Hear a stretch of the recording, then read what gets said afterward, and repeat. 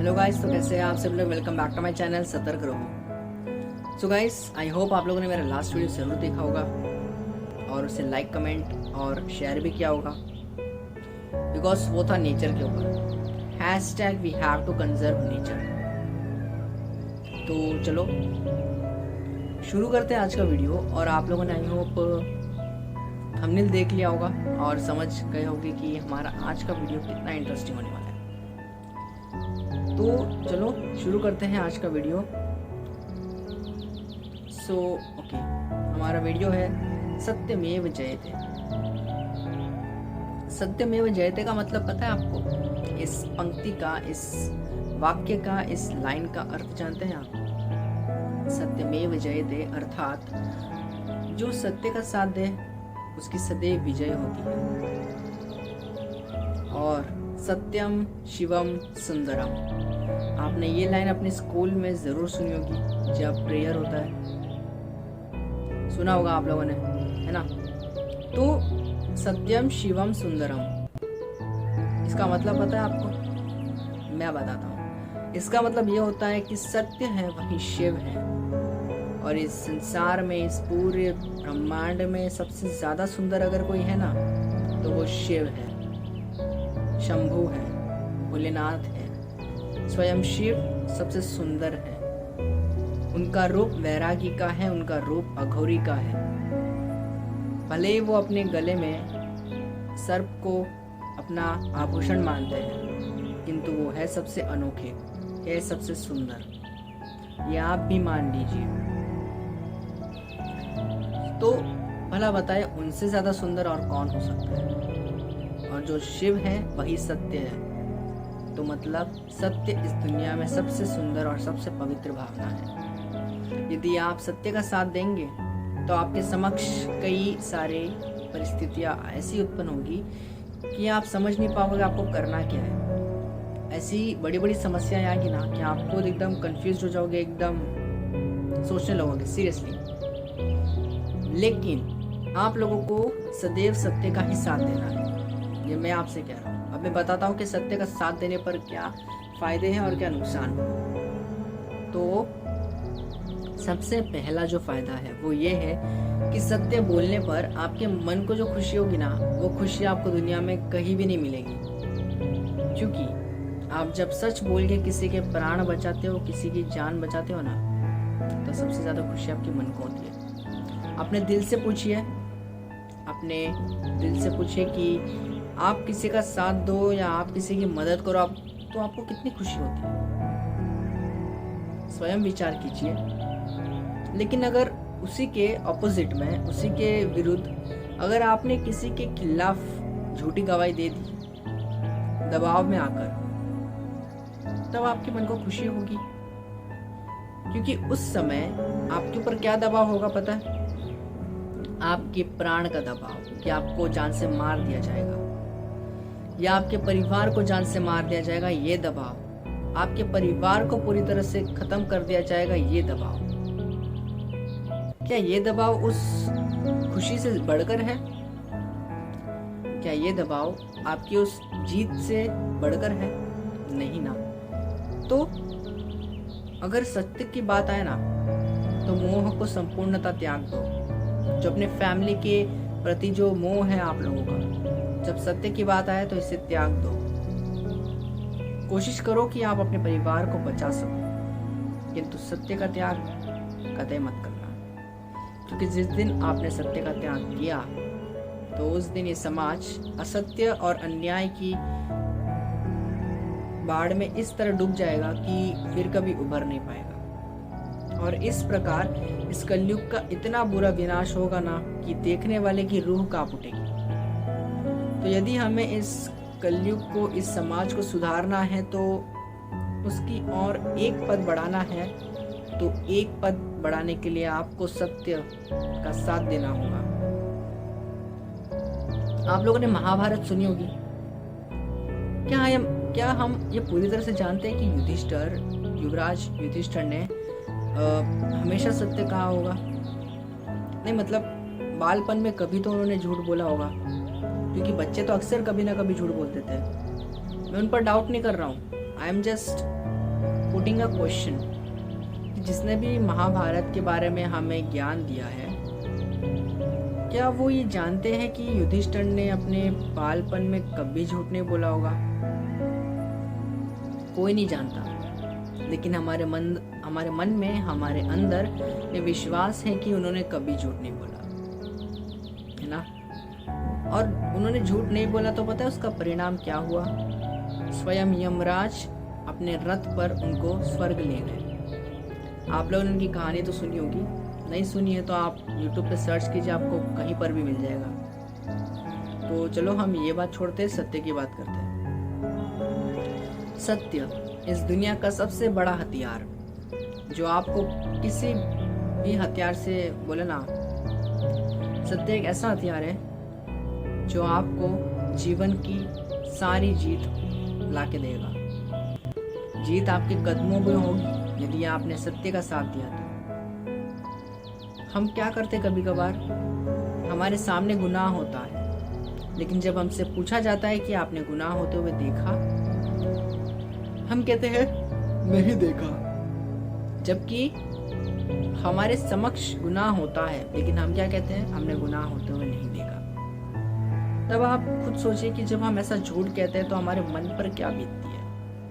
हमारा मन अंदर से डगमगा जाता है।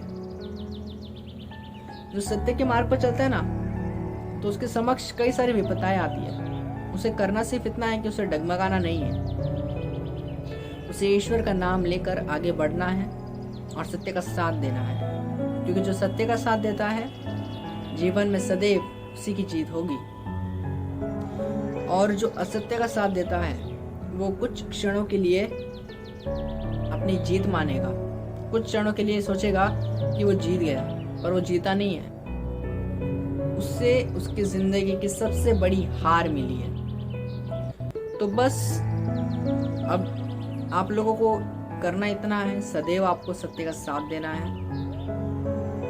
अब मैं मेन पॉइंट्स को एक बार वापस दोहराता हूँ। ओके, अगर आप सत्य का साथ दोगे तो आपके परिवार पर संकट जरूर आएगा, लेकिन आप ईश्वर का नाम लेकर बस सत्य के मार्ग पर चलिए। पीछे मुड़कर मत देखिए कि पीछे क्या हो रहा है। मोहित होकर या अपने परिवार के मोह में आकर यदि आपने सत्य का त्याग कर दिया तो आपका उसमें सबसे बड़ा गुनाह होगा।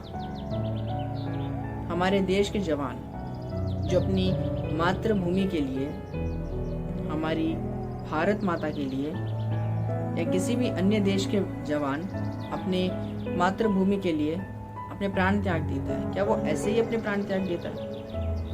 एक चीज बताओ, जब उनकी मौत आती है ना, तो उनके चेहरे पर एक शिकंजी भी नहीं होती। उन्हें अपने चेहरे पर सिर्फ एक मुस्कान होती है कि वो अपने देश के लिए कुर्बान हो गए। और हम इस नीची सोच के समाज के लोग, हम केवल असत्य इसलिए बोलते हैं क्योंकि हम अपने परिवार के मुंह में आकर बैठ जाते हैं।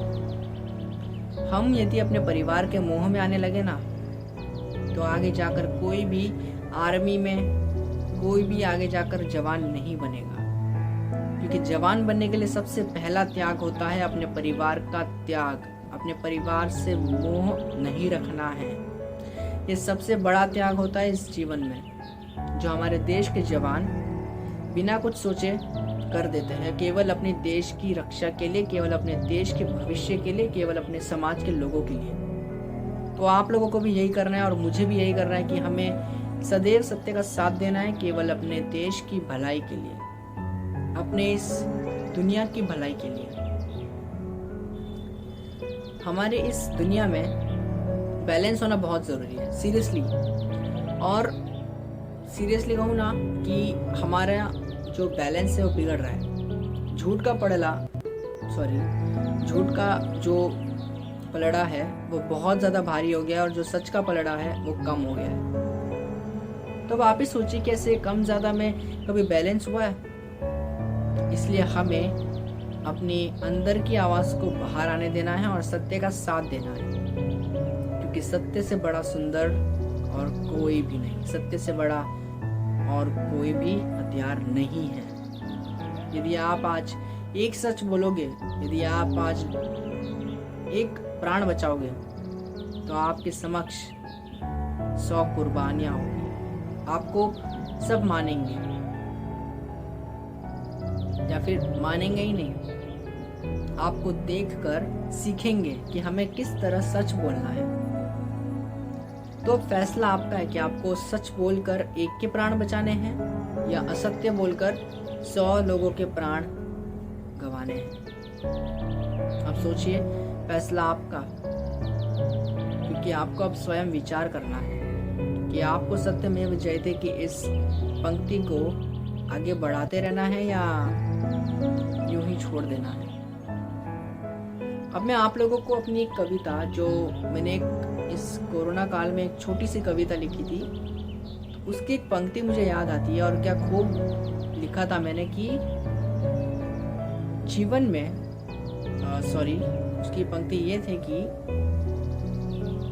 जीवन में यदि दीप ना फड़फड़ाए तो पता कैसे चलेगा कि पवन का झोंका है या नहीं। इसका मतलब समझे आप लोग?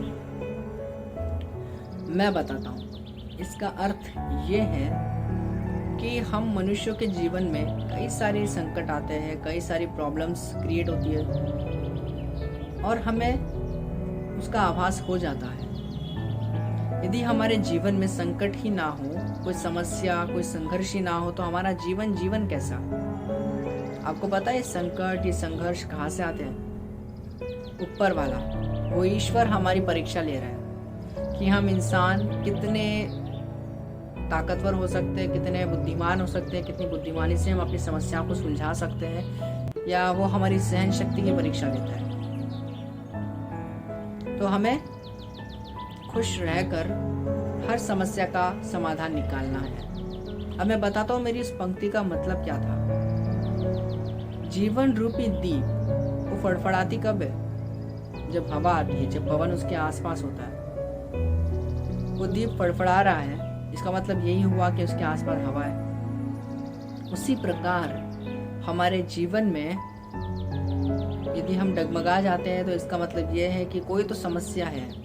उस समस्या को ढूंढना, उस समस्या का समाधान ढूंढना हमारा कर्तव्य है और हमें अपने कर्तव्य का पूर्णतः निर्वाह करना चाहिए। बस इतना ही नहीं, एक चीज याद रखना कि हमारे उस संघर्ष में किसी और को चोट ना पहुंचे, क्योंकि अगर हमने अपने उस संघर्ष में, अपने उस बोले ना ट्रबल में किसी और को अगर संकट दे दिया ना, देन उसका कोई मतलब नहीं है।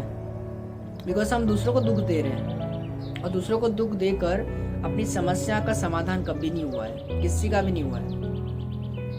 कुछ लोग होते हैं स्वार्थी, जो दूसरों को समस्या देकर अपनी समस्या सुलझाकर खुश रहते हैं, पर वो ये नहीं जानते कि उनके समक्ष आगे और भी अंगारे, आगे और भी कांटों का मार्ग बिछा हुआ है। लेकिन जो खुश रहकर बिना किसी और को तकलीफ दिए अपने उस संघर्ष का, अपने उस समस्या का डटकर सामना करता है ना, उसके समक्ष पुष्पों का मार्ग लगा हुआ है।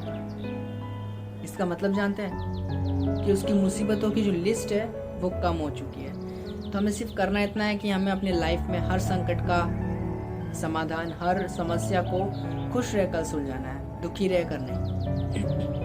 और जब भी बात सत्य असत्य, न्याय अन्याय की बात आए तो अपने दिल से पूछो कि उसे क्या लगता है। सदैव सत्य का साथ दो, सदैव न्यायाधीश बनो, क्योंकि जिस दिन आपने अन्याय का एक बार साथ दे दिया तो समझ लो कि आपकी जो जीवन भर का अच्छा काम था वो विफल हो गया। वो मैटर ही नहीं करता भगवान के लिए कि आपने कितने अच्छे काम किए हैं।